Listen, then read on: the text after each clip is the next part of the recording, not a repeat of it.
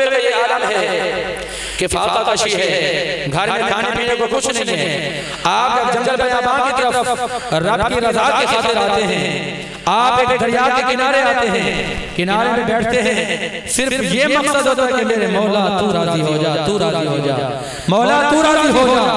اب بھوک کا عالم ہے، فاقہ کشی ہے، آپ نے کچھ کھایا نہیں ہے، آپ نے سامنے دیکھا کہ پانی آ رہا ہے اور پانی میں تیرتا ہوا ایک تر و تازہ سیب آ رہا ہے. آپ نے اس سیب کو دیکھا، آپ تر و تازہ سیب کو دیکھا، آپ نے اٹھایا اور آپ نے تناول فرما لیا.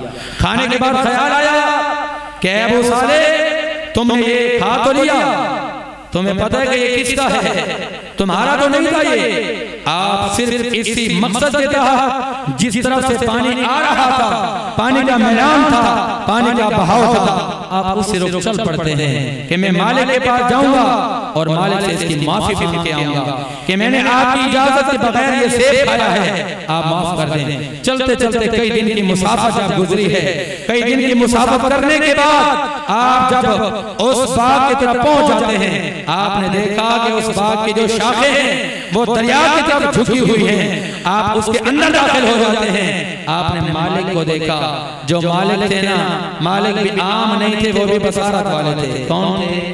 بصیرت والے تھے. مالک کی بارگاہ میں عرض کرتے ہیں کہ حضور مجھ سے خطا ہوئی ہے، میں نے اجازت کے بغیر ایک سیب کھا لیا ہے، آپ مجھے معاف کر دیں. آپ نے فرمایا ایسا تو معاف نہیں کروں گا. آپ نے فرمایا میں تو معافی لے کر ہی جاؤں گا، آپ مجھے معاف کریں گے تو میں جاؤں گا. آپ نے فرمایا کہ پھر میری ایک شرط ہے. شرط کیا ہے؟ فرمایا کہ 12 سال میرے اس باغ کی گوڑکی کرنی پڑے گی، 12 سال نوکری کرنی پڑے گی. آپ نے فرمایا مجھے معاف تو کر دو گے نا؟ انہوں نے فرمایا ہاں معاف کر دوں گا. آپ نے فرمایا مجھے منظور ہے. کیا فرمایا؟ مجھے منظور ہے. جب 12 سال کا عرصہ گزر گیا، ایک مہمان آیا. مالک نے فرمایا کہ ابو صالح آپ سیب توڑ کر لائیے. جب سیب لایا گیا، سیب پیش کیا گیا تو سیب تھا کچا. جب سیب لایا گیا، سیب کچا تھا تو مالک نے یہ کہا ابو صالح تمہیں 12 سال کا عرصہ ہو گیا ہے، تمہیں آج تک اتنا ہی پتا چلا کہ سیب پکا کیسے ہوتا ہے، کچا کیسے ہوتا ہے. عرض کرتے ہیں کہ مالک خدا کی عزت کی قسم ہے، 12 سال کے عرصے میں میں نے نظر اٹھا کر بھی اس باغ کی طرف نہیں دیکھا. 12 سال کے عرصے میں نے ایک مرتبہ بھی سیب کی طرف نہیں دیکھا. تو اب وہ فرماتے ہیں، آنکھوں سے آنسو جاری ہو گئے. رب کی بارگاہ میں مستجاب دعا تو ویسے تھے، کیا دعا کرتے ہیں دیکھیے اللہ والوں کی شان.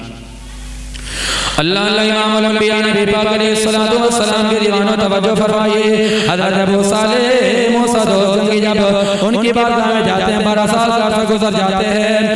12 سال کے عرصہ گزرنے کے بعد آپ کے جو مالک تھے انہوں نے فرمایا کہ سیب لائیے. آپ کے مالک کے سامنے جب سیب لایا گیا، سیب کچا تھا. عرض کرتے ہیں اے مالک میں آپ کی بارگاہ میں ایک خطا کی معافی چاہنے آیا تھا. بات یہ کہ میں نے 12 سال کے عرصے میں نظر اٹھا کر بھی نہیں دیکھا. اب مالک نے عرض کیا، مالک یہ فرماتا ہے اے ابو صالح اللہ کی عزت کی قسم ہے آج میں بھی راضی ہو گیا ہوں، رسول اللہ بھی راضی ہو گئے ہیں اور اللہ کریم بھی راضی ہو گیا ہے. اب اس کے بعد فرماتے میری ایک اور شرط ہے. وہ کیا شرط ہے؟ فرمایا کہ میری ایک بیٹی ہے جو بہری ہے، اپاہج ہے، سن نہیں دیکھ سکتی، دیکھ نہیں سکتی. آپ پر نگاہ سے کرنا چاہتا ہوں. تو آپ نے سوچے بغیر فرمایا میرا گناہ میرے خطا معاف ہو گئے، بس زندگی گزار لوں گا. آخر وجہ کیا تھی؟ فرمایا کہ میری خطا معاف ہو جائے، زندگی گزار لوں گا. اب جب آپ کا نگاہ کر دیا گیا نا، آپ کا کردار دیکھیے جن سے آپ کا نگاہ کیا گیا، ان کا نام ہے فاطمہ ام خیر. جب ان کا نگاہ ہوا، آپ نے جب دیکھا کہ خوبصورت و شیدہ ہے، آپ اس کو دیکھ کر بھاگنے لگے. آپ نے فرمایا کہ ابھی ایک غلطی کی مجھے معافی ملی نہیں ہے، یہ کون عورت آ گئی ہے. جب آپ اس مقام پر پہنچے، بھاگنے لگے، آپ کا سر مبارک پھٹ گیا. اب فیصلہ کیا ہوتا ہے؟ اللہ کریم کی بارگاہ میں اس مقام پر پہنچ گئے ہیں. اگر کوئی جنگلوں میں پھرتے ہوئے اللہ اللہ کو یاد کرتا ہے، کوئی گھروں میں بیٹھ کر اللہ کا ذکر کرتا ہے، کوئی گھروں میں مساجد میں بیٹھ کر ذکر خدا کرتا ہے۔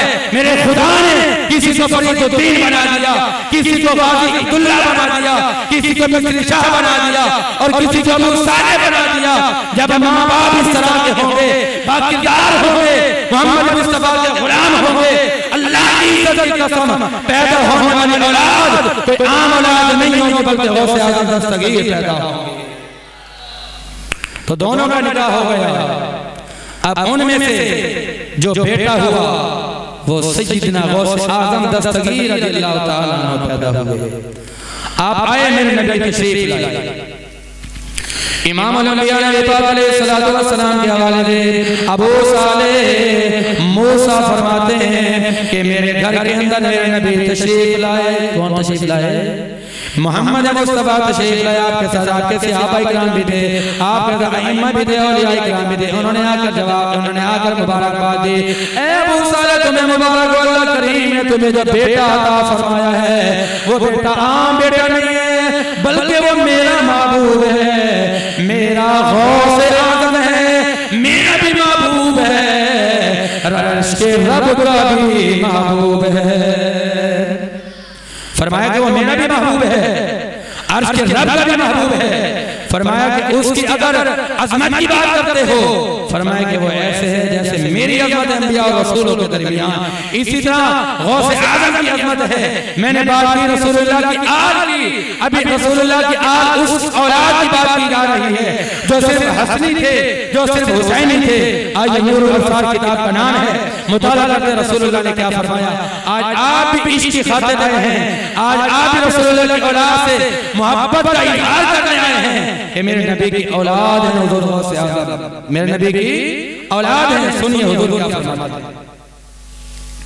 اللہ امام الانبیاء نبی پاک علیہ السلام نے ارشاد فرمایا، قال ومن مات على آل محمد مات مؤمنا، على ومن مات على آل محمد مات شهيدا، على ومن مات على آل محمد مات غفورا له، على ومن مات على آل محمد مات مستقبلا للإيمان، على ومن مات على آل محمد فبشره الملائكة بالجنة وغفر له، على ومن مات على آل محمد جعل له قبره مدار ملائکۃ الرحمہ۔ آقا کریم صلی اللہ علیہ وسلم نے ارشاد فرمایا، اے میرے غلاموں جو میری آل سے محبت کرے گا، اللہ کریم جب اسے موت دے گا ایمان کی موت مرے گا۔ جو رسول اللہ کی اولاد سے محبت کرے گا منے گا اپنے بستر پر لیکن مقام شہادت لے کر جائے گا۔ جو رسول اللہ کی اولاد سے محبت کرے گا کامل ایمان کے ساتھ مرے گا۔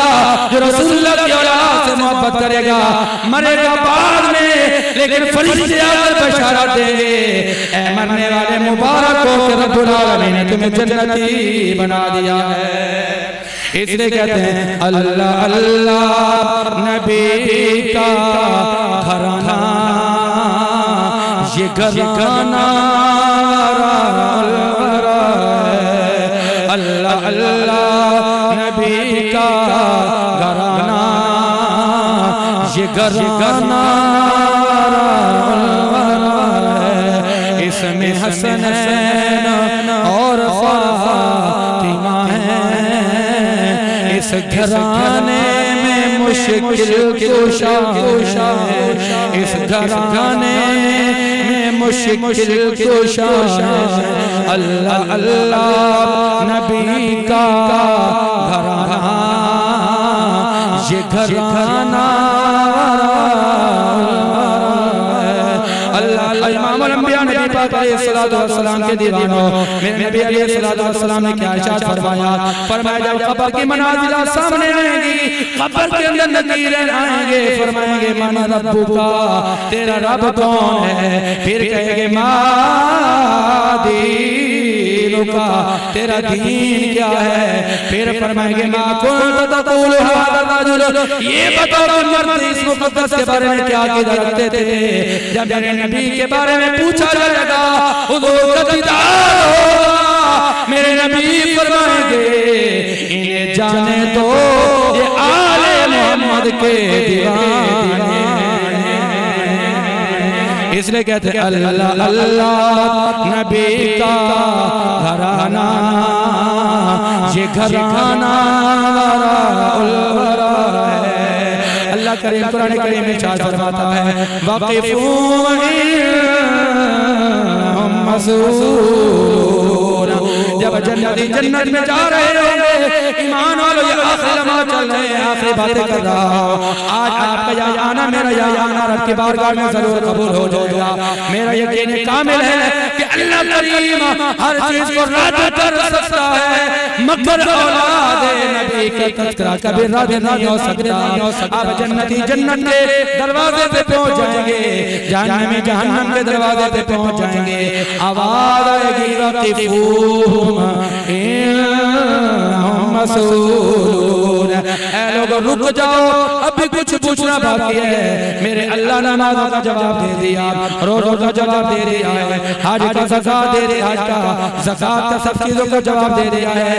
اے اللہ زندگی کے ہر لمحے میں جواب دے دیا الہی، اور کیا پوچھنا ہے؟ اب جنتی جنت کے دروازے پہ روک دیے جائیں گے، جہنم میں جہنم کے دروازے پہ روک دیے جائیں گے۔ اللہ کریم فرمائے گا اے لوگوں یہ بتاؤ ولایتی علی و ولایتی آل محمد، یہ بتاؤ تو آل محمد کے بارے میں کیا عقیدہ رکھتے تھے؟ علماء فرماتے ہیں کہ شخص عرض کریں گے، لوگ عرض کریں گے الہی اور تو کچھ نہیں لائے ہیں، بس نبی کی آل کی محبت لائے ہیں۔ اب علماء اکرام فرماتے ہیں آواز آئے گی اے فرشتوں جو نبی کی آل کا چاہنے والا ہے انہیں میں نے بے حساب بخش دیا ہے۔ یہ جاگنا یہاں آنا یہ اس وقت کام آئے گا جب پوری دنیا ساتھ چھوڑ دے گی، ہر چیز ساتھ چھوڑ دے گی، اس وقت یہ چیزیں یہ محبتیں کام آئیں گی۔ یہ محبوبوں کی جو باتیں ہوتی ہیں نا بڑی عزیز باتیں ہوتی ہیں، بڑی عجیب بھی ہوتی ہیں، بڑی پیاری بھی ہوتی ہیں، یہ محبوب کی باتیں محبوب جانتے ہیں۔ فرمائے وَقِفُوهُمْ إِنَّهُمْ مسئولون، یہ تو عام آل کی بات ہے۔ میرے غوث اعظم کا کیا مقام ہے، میرے غوث اعظم کا کیا مقام ہے، غوث اعظم کا کیا شان ہے۔ حضور سیدنا غوث اعظم دستگیر رضی اللہ تعالیٰ عنہ کیا فرماتے ہیں؟ آپ نے فرمایا کہ حضرت محمد مصطفیٰ میری محفل میں آتے ہیں۔ ایک مرتبہ ایسا ہوا کہ محمد مصطفیٰ کا حضرت موسیٰ کلیم اللہ ہے۔ کون ہے؟ حضرت موسیٰ کلیم اللہ ہے۔ آپ نے فرمایا کہ محمد مصطفیٰ نے موسیٰ علیہ السلام کو فرمایا کہ اے کلیم اللہ یہ میرا بیٹا ہے، یہ میرا نائب ہے، کیا بتاؤ تمہاری امت میں بھی کوئی ایسا شخص تھا؟ اس نے کہا لا اے رسول اللہ اس جیسا کوئی میں نے دیکھا ہی نہیں ہے۔ پتہ یہ چلا کہ میرے غوث اعظم کا یہ مقام ہے، تمام انبیاء بھی مانتے ہیں، رسول کرام بھی مانتے ہیں، عرش و کرسی بھی مانتے ہیں، ہر جگہ ہر چیز جانتی ہے، مانتی ہے کہ جو میرے نبی کا بیٹا حضور غوث اعظم ہے وہ خالی انسانوں کا غوث اعظم نہیں ہے بلکہ غوث الثقلین ہے۔ کون ہے؟ غوث الثقلین ہے۔ ہم نے یہ کہا کہ آل طیبین الطاہرین کہ نبی علیہ السلام کی اولاد میں سے حضور غوث اعظم کا یہ مقام ہے کہ یہ خود بھی پاک ہے اور ان کی بارگاہ میں جو آتے ہیں انہیں بھی پاک کر دیتے تھے۔ آپ دیکھیں کہ یہ کیسے پاک کرتے ہیں غلاموں کو۔ اللہ کا امام الانبیاء نبی پاک علیہ السلام کے غلاموں توجہ فرمائیے۔ حضور سیدنا غوث اعظم دستگیر رضی اللہ تعالیٰ عنہ آپ فرماتے ہیں کہ کسی نے پوچھا متا علمت انک ولی اللہ، اے غوث اعظم یہ تو بتائیے کہ آپ کو کیسے پتہ چلا کہ آپ اللہ کے ولی ہیں؟ آپ فرماتے ہیں انا ابن 10 سنین من بلدنا اخرج من دارنا ذهبت الى المكتب فارى الملائكة۔ آپ فرماتے ہیں کہ میری عمر 10 سال کی تھی، میری والدہ ماجدہ نے مجھے فرمایا کہ بیٹے علم دین حاصل کرنے کے لیے جاؤ، محمد مصطفیٰ کی شریعت سیکھنے کے لیے جاؤ۔ آپ فرماتے ہیں کہ میں اپنے گھر سے جب روانہ ہوتا تھا اذهب الى المكتب، میں مدرسے کی طرف جاتا تھا، فارى الملائكة، میں فرشتوں کو دیکھتا تھا کہ میرے ارد گرد چلتے تھے، میری عبادت کرتے تھے۔ آپ فرماتے ہیں کہ میں نے انہیں دیکھا آنے والے لوگوں کو یہ کہتے تھے اے لوگوں ہٹ جاؤ، یہ کوئی عام نہیں آ رہا بلکہ اللہ کا ولی آ رہا ہے۔ فرماتے جب میں یہ بات سنی نا تو میں جان گیا کہ اللہ نے مجھے ولی بنایا ہے، اللہ نے مجھے ولی بنایا ہے۔ اب حضور سیدنا غوث اعظم دستگیر راستے میں جا رہے ہیں علم حاصل کرنے کے گھر سے۔ آپ اپنے قافلے کے ہمراہ ہیں، جیلان سے بغداد کی طرف روانہ ہوئے کہ علم حاصل کیا جائے۔ علم حاصل کیا جائے کیوں؟ کہ ولید تو پہلے سے تھے، تو ولید بن گئے تو علم کی کیا ضرورت ہے؟ بھائی علم پڑھنے کی کیا ضرورت ہے؟ بتانا یہ مقصد تھا کہ کوئی ولی بغیر علم کے ولی نہیں ہو سکتا، اور ہر ولی عالم ہوتا ہے، اور ہر عالم بعمل ولی ضرور ہو جاتا ہے۔ نقطہ یاد رکھنا کہ ہر ولی عالم ہوتا ہے، اور ہر عالم جو بعمل ہو اللہ اسے ولی بنا دیتا ہے۔ ولی کہتے ہیں دوست کو جو جاننے والا ہو۔ حضور سیدنا غوث اعظم دستگیر رضی اللہ تعالیٰ راستے میں جا رہے ہیں، راستے میں یہ واقعہ بڑا مشہور ہے کہ قافلے کو روک دیا گیا 60,000، ایک اور ملتا ہے کہ 60,000 تھے، ایک اور یہ ملتا ہے کہ 60 ڈاکو تھے۔ انہوں نے آ کر روکا ہی نہیں، روک دیا گیا، پورے قافلے کو لوٹ دیا گیا۔ جب غوث اعظم کے بارگاہ میں آئے، انہوں نے کہا لڑکے یہ بتا کہ تیرے پاس کیا ہے؟ آپ نے فرمایا کہ میرے پاس 40 دینار ہیں۔ کتنے دینار ہیں؟ 40 دینار ہیں۔ آپ وہ چور، آپ وہ ڈاکو جب آئے تھے دن میں چوریاں بھی کرتے تھے، ڈاکے بھی ڈالا کرتے تھے، لیکن غوث اعظم کی بارگاہ میں آئے، غوث اعظم نے فرمایا میرے پاس 40 دینار ہیں۔ انہوں نے تیاری کی، انہوں نے تلاشی کی، جب دیکھا جو شاہانہ آپ کا لباس تھا، آپ نے جب کھولا نا تو واقعی اس کے دینار تھے۔ اس ڈاکو نے یہ کہا کہ اے لڑکے کیا تجھے مال سے پیار نہیں تھا؟ کیا تجھے اپنے دولت سے پیار نہیں ہے؟ اس نے کہا مجھے پیار ہے، لیکن زیادہ پیار مجھے اپنی ماں سے ہے، زیادہ پیار مجھے محمد مصطفیٰ سے ہے، زیادہ پیار مجھے اللہ سے ہے، زیادہ پیار مجھے اللہ کے پیارے انبیاء سے ہے، محمد مصطفیٰ سے ہے۔ فرماتا ہے کہ میں نے اپنی ماں سے وعدہ کیا تھا کہ اماں جان زندگی میں کبھی جھوٹ نہیں بولوں گا، آج میں ماں کا وعدہ نبھا رہا ہوں۔ اب غوث اعظم نے اس کی طرف جب نظر اٹھائی نا، آپ کی نظر کا اٹھنا تھا کہ جو ڈاکو کا سردار تھا، میرے غوث اعظم کی جب نظر پڑی، رب کی بارگاہ میں دعا بھی کرتے راز و نیاز کی باتیں ہوتی ہیں۔ اب یہ تفسیر ہے جو تفسیر آپ کر رہا ہو، یہ نقطہ تو آپ نے سنا ہوا ہے، جو نقطے والی بات ہے وہ یاد رکھیے۔ اللہ اللہ سیدنا غوث اعظم دستگیر رضی اللہ تعالیٰ عنہ نے جب اس ڈاکو کو بتایا کہ میرے پاس 40 دینار ہیں، آپ نے فرمایا کہ اے ڈاکو میری والدہ محترمہ سے میرا کیا ہوا وعدہ ہے کہ میں کبھی جھوٹ نہیں بولوں گا۔ آپ ڈاکو نے جب یہ بات سن دل میں خیال آیا، آنکھوں سے آنسو جاری ہو جاتے ہیں۔ در حقیقت میرے غوث اعظم نے رب کی بارگاہ میں عرض کی اللہ میری نظر اس ڈاکو پر پڑ گئی ہے، لہذا یہ ڈاکو ڈاکو نہیں رہنا چاہیے۔ میرے غوث اعظم کا فرمانا تھا ان کے دل کی حالت بدل جاتی ہے، عرض کرتا ہے اے غوث اعظم اے لڑکے تو ماں کا کیا وعدہ نہیں بھلاتا، میں کتنا بدبخت ہوں کہ خدا کے وعدے بھلا چکا ہوں۔ اب وہ عرض کرتا ہے اے غوث اعظم مہربانی فرمائیے مجھے اپنے غلاموں میں شامل فرمائیے۔ اس لئے کہتے ہیں اللہ اللہ نبی کا گھرانہ، یہ گھرانہ وراء الورا ہے۔ اللہ اکبر وہ ڈاکو جب توبہ طیب ہو جاتا ہے، میرے غوث اعظم فرماتے ہیں کہ آپ ماں کیا مانگتا ہے، آپ ماں تو کیا مانگتا ہے۔ میرے غوث اعظم کی بارگاہ میں عرض کرتا ہے اے غوث اعظم آپ کے قدموں میں آنا میرا کام تھا، مہربانی فرمانا آپ کا کام ہے۔ میرے غوث اعظم نے فرمایا جو آل نبی کی قدموں میں آ جاتا ہے وہ عام نہیں رہتا بلکہ وہ ولی کامل بن جاتا ہے۔ کون بن جاتا ہے؟ ولی کامل بن جاتا ہے۔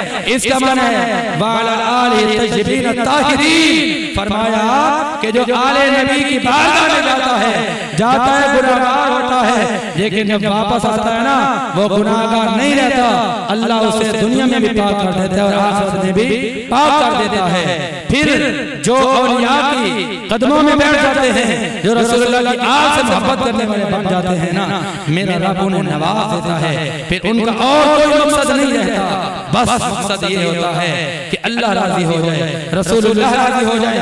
حضرت رابعہ بصری آپ کو لوگوں نے دیکھا کہ آپ کے ایک ہاتھ میں پانی کا لوٹا ہے، پانی کا برتن ہے اور دوسرے ہاتھ میں آگ ہے۔ لوگوں نے فرمایا رابعہ بصری آپ کے ہاتھ میں یہ پانی آگ کیسی؟ آپ نے فرمایا کہ میں آگ اس لیے لے کے یہاں آئی ہوں تاکہ میں جنت کو جلا دوں، تاکہ جو لوگ ہے جنت کے متلاشی بن کر جنت کے لالچ میں آ کر سر کو جھکاتے ہیں ان کا لالچ ختم ہو جائے. اور میں یہاں پر پانی اس لیے لائے ہوں کہ جہنم کو بجھا دو تاکہ یہ معاملہ ختم ہو جائے کہ جو جہنم کے خوف کی وجہ سے نمازیں پڑھتے ہیں. اے رابعہ تم چاہتی کیا ہو؟ آپ فرماتی ہیں میرا مقصد یہ ہے کہ سر جھکے خدا کے لیے, دل جھکے مصطفیٰ کے لیے. فرماتی یہ مقصد ہے یارو, یہ مقصد دل میں رکھو کہ اللہ کریم کے اولیاء سے پیار بھی کرو, میرے نبی کی اولاد سے پیار کرو, میرے غوث اعظم کے نعرے میں لگاؤ, لیکن غوث اعظم کے مشن کو نہ بھولو, کردار غوث اعظم کو نہ بھولو. میرے غوث اعظم کا کردار بھی با کمال ہے, گفتار بھی با کمال ہے. پھر اپنا عقیدہ یہ رکھو کہ ہمارا اور کوئی نہیں ہے اور کوئی دنیا میں سہارا یا رسول اللہ. بس رسول اللہ کی آل سے محبت کرو, نبی کے غلام بن جاؤ, بس ایک ہی نعرہ لگاؤ. کیا نعرہ ہے؟ دو عالم کے مارے ہوئے کیا دیتے ہیں, دو عالم کے مارے ہوئے کیا دیتے ہیں, ہم تو بس کی نگاہوں کو دعا دیتے ہیں, ہم تو بس کی نگاہوں کو دعا دیتے ہیں, ہم تو بس کی نگاہوں کو دعا دیتے ہیں. اللہ اللہ حقی جان سے اللہ اللہ والے جو اللہ والے ہیں, جو اللہ سے ملا دیتے ہیں, اللہ والے ہیں جو اللہ سے ملا دیتے ہیں, اللہ والے ہیں جو لوگ مشکل میں زمانے کی طرف دیکھتے ہیں, ہم تو بس کے ہم تو بس کے گھرانے کی طرف دیکھتے ہیں, ہم تو بس کے گھرانے کی طرف دیکھتے ہیں. اللہ اللہ اللہ اللہ اللہ امام الانبیاء نبی پاک علیہ السلام کے دیوانوں توجہ فرمائیے. میرے نبی کا کلمہ پڑھنے والوں, میرے غوث اعظم دستگیر کے چاہنے والوں, دل کی حالت بدلے گی تو آپ کا کیفیت بدل جائے گی. جب آپ کی کیفیت بدلے گی میرے نبی کی آپ کا پرچار کرنے والے بنو گے, اللہ کریم آپ کو تبدیل کر دے گا. آپ کی دنیا میں بھی کامیابی آ جائے گی, قبر میں بھی کامیابی آئے گی, حشر میں بھی کامیابی آئے گی. امام الانبیاء نبی پاک علیہ السلام کے دیوانوں, میرے نبی کے پیارے بیٹے اولاد حضور غوث اعظم کی دستگیر رضی اللہ تعالیٰ کی بارگاہ میں غلام آتا ہے, عرض کرتا ہے غوث اعظم میں نے اپنی زندگی کے 80 سال گزار دیے, لیکن بقیہ زندگی آپ کی محبت میں گزارنا چاہتا ہوں, میرے لیے کیا حکم ہے؟ میرے غوث اعظم نے فرمایا اللہ کی بارگاہ میں توبہ کرو, پھر ایک مرتبہ یا محمد کی صدا لگاؤ, اللہ تمہیں جنتی بنا دے گا. تتنزل علیہم الملائکہ, جو آیت کریمہ آپ کے سامنے پڑھی گئی نا, فرمایا کہ جو لوگ اللہ کی پیارے نبی کی اولاد سے محبت کرتے ہیں ان کا مقام یہ ہوتا تھا تنزل علیہم الملائکہ کہ ان پر فرشتے نازل ہوتے ہیں. اب یہ آخری بات میں بتا دینا چاہتا ہوں کہ فرشتے کب نازل ہوتے ہیں. امام ابن زید, امام مجاہد روایت کرتے ہیں کہ یہ موت کے وقت فرشتے اترتے ہیں. کہ جب آخری وقت آتا ہے نا، جو رسول اللہ کی آل کے غلام ہوتے ہیں، فرشتے آ کر کہتے ہیں کہ مبارک ہو، پریشان نہ ہو، اللہ نے تمہیں جنتی بنا دیا ہے۔ ایک قول اور ملتا ہے، یہ قول قتادہ اور حضرت عبداللہ بن عباس کا قول ہے، فرماتے ہیں کہ یہ وہ وقت ہوگا کہ جب اسے قبر میں اتارا جا رہا ہوگا، وہ قبر میں جائے گا، اس کے اوپر والے لوگ کھڑے ہوں گے، یہ دیکھ رہے ہوں گے کہ آج ہمارا پیارا جدا ہو گیا ہے۔ فرمایا کہ ہزاروں کی تعداد میں ملائکہ آئیں گے، فرمائیں گے غم نہ کرو، تم نے نبی کی اولاد سے محبت کی ہے، اللہ نے تمہیں جنتی بنا دیا ہے۔ اب آخری قول جو ہے یہ حضرت ابن عباس کا قول ہے، فرمائیں کہ یہ حشر کا دن ہوگا جب تمام انبیاء کی امت پریشانی میں کھڑے ہوں گے، امت محمد بھی کھڑی ہوگی، تمام لوگ امتحان دے رہے ہوں گے، لیکن اس وقت فرشتے آئیں گے، اس وقت آ کر نبی کی اولاد، نبی کی آل کے غلاموں کو یہ کہیں گے تمہیں مبارک ہو، اللہ نے بے حساب تمہیں جنتی بنا دیا ہے۔ تو معلوم ہو کہ جو نبی کی اولاد سے محبت کرتا ہے وہ ایسے نہیں ہوتا، اللہ انہیں دنیا میں بھی نواز دیتے ہیں، قبر میں بھی، حشر میں بھی۔ دعا ہے کہ اللہ کریم ہم سب کو رسول اللہ کی آل سے، اولاد سے محبت کی توفیق عطا فرمائے۔ آمین۔ وآخر دعوانا الحمدللہ رب العالمین۔